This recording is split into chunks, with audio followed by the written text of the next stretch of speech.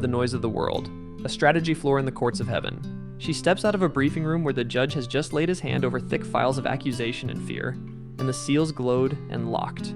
Her shoulders feel lighter as she walks down a long, bright hallway lined with doors. Partway down, she hears something different than the usual shuffling of papers and murmured angel voices. There's the sound of a wooden spoon on the side of a pot, oil popping, a gentle humming that turns into a song. It smells like fresh bread and something roasting with herbs. She follows it to a wide doorway that looks strangely ordinary for such a high floor. Inside is a kitchen that feels like the heart of an old farmhouse, in the center of a palace, all at once. Sunlight pours across a rough wooden table. There are baskets of grain, jars of oil, and a woven cloak thrown over one chair like someone just came in from the fields. At the counter, with her sleeves rolled up and her hair loosely pinned back, stands a woman. She is humming while she kneads dough, and she does not startle when the watcher steps into the room. She just smiles, like she's been expecting this exact arrival.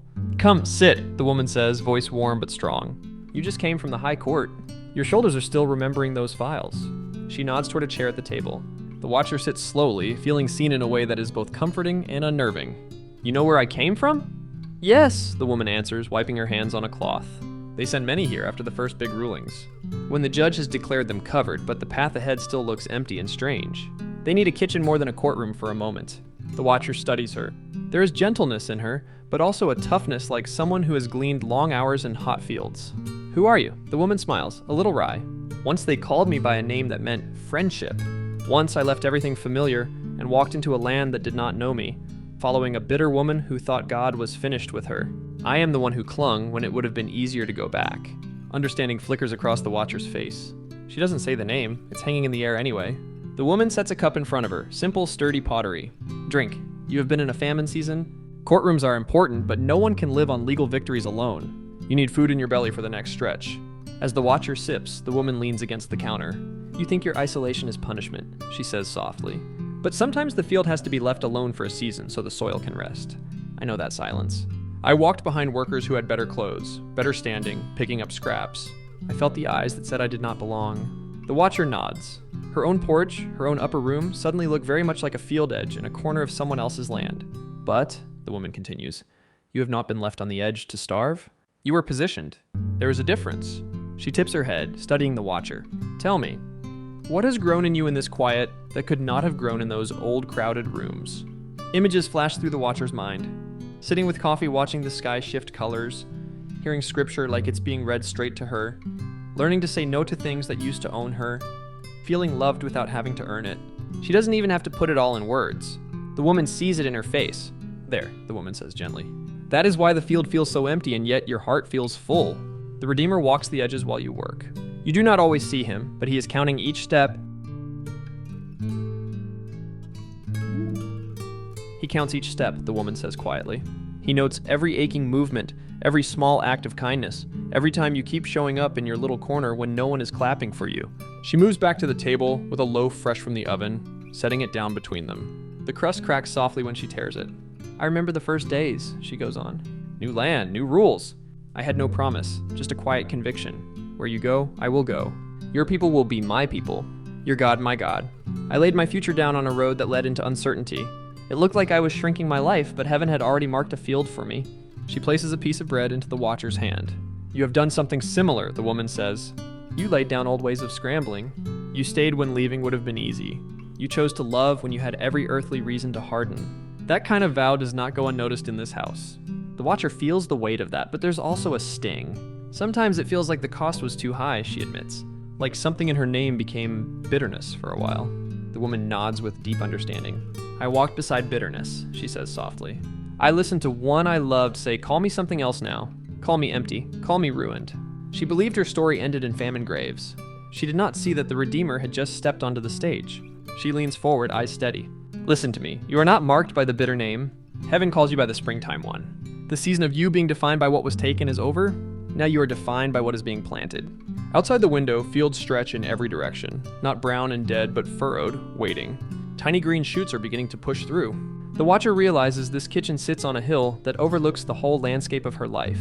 "Here's what I want you to remember," the woman says, ticking truths off on flour-dusted fingers. "First, obedience in the quiet fields is never wasted. Second, the Redeemer notices you even when you are only picking up what others dropped. Third, favor often looks like accidents to people who do not understand. As it turned out, she found herself working in a field that belonged to... She lets the unfinished sentence hang, inviting the watcher to fill in her own details. Fourth, her voice lowers. There will be whispers, accusations. The enemy will point at your past, your losses, your scars, your body, and say, unwanted? Too late, too broken. When you hear that, I want you to remember a foreign woman standing in a strange field, gleaning under a hot sun, while heaven wrote her into the line of kings. The watcher feels something straighten inside, like a spine bracing against a plow. The woman smiles again, softer this time. And a warning, she adds. Do not despise the small assignments. Meals cooked that no one thanks you for. Clothes folded, children and grandchildren covered, prayers whispered on porches and in upstairs nests. These look like scraps. They are actually sheaves. Gather them, lay them at the Redeemer's feet. He weighs them differently than the world does. The kitchen grows quieter.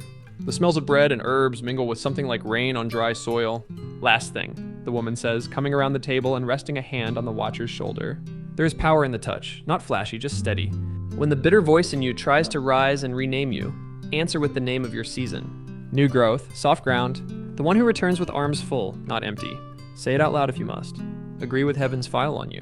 Down the hall, a bell sounds softly, like a distant summons from the war room. The visit is almost over. The woman nods toward the doorway. They will call you back to strategy soon, she murmurs. But remember, you are not just a soldier in the court cases. You are a beloved gleaner in a chosen field, watched by the Redeemer himself. When the enemy howls, let him howl. Keep your hands on the grain. The watcher stands. For a moment, they just look at each other. One who has lived a story, and one who is living a very similar chapter. Then the woman adds, almost playfully, and do not forget to eat. Even watchmen and gleaners need bread. The watcher steps back into the hallway, and the air feels different on her skin. The sounds of the court are the same as before, pages, footsteps, distant voices, but she is not the same walking through them. There is bread in her, warmth in her chest, and a new steadiness in her steps, like someone who knows the field she's headed back to has already been claimed by the Redeemer's name. As she moves away, she can still hear the faint echo of the woman's song from the kitchen behind her, threading through the corridors like a promise. The bitter name is not the last word. The springtime one is.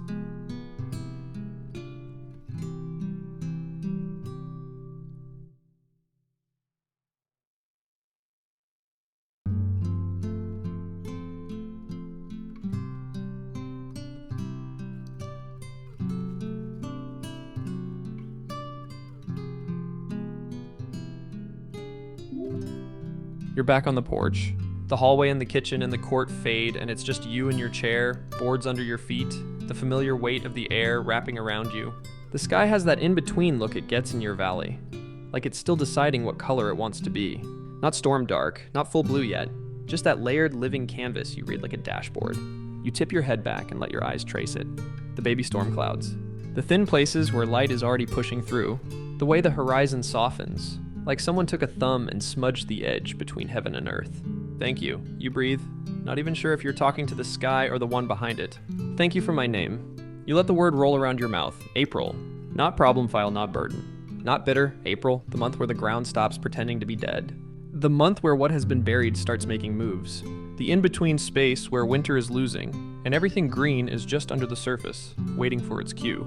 Thank you that my name literally means new growth, you say quietly. Thank you that you called me that on purpose. Thank you that even when I felt stuck in February, you were always looking at me like April. Your eyes sting a little, but it isn't that deep collapse kind of cry. It's more like the pressure that builds when snow is finally melting off a roof.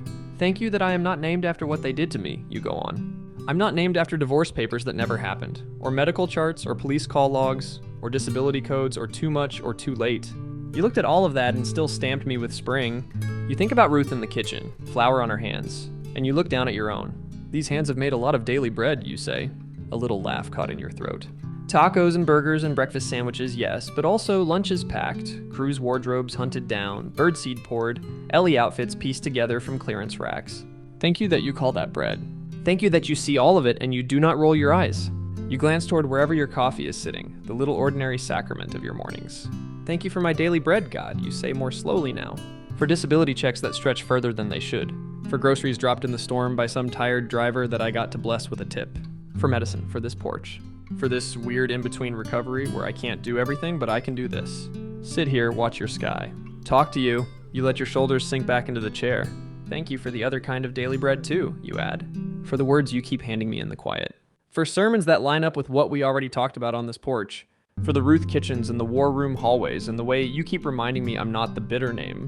I'm April. I'm your springtime girl in this valley, even with screws in my spine. A breeze moves across the porch and you notice the birds, your birds, starting their chatter.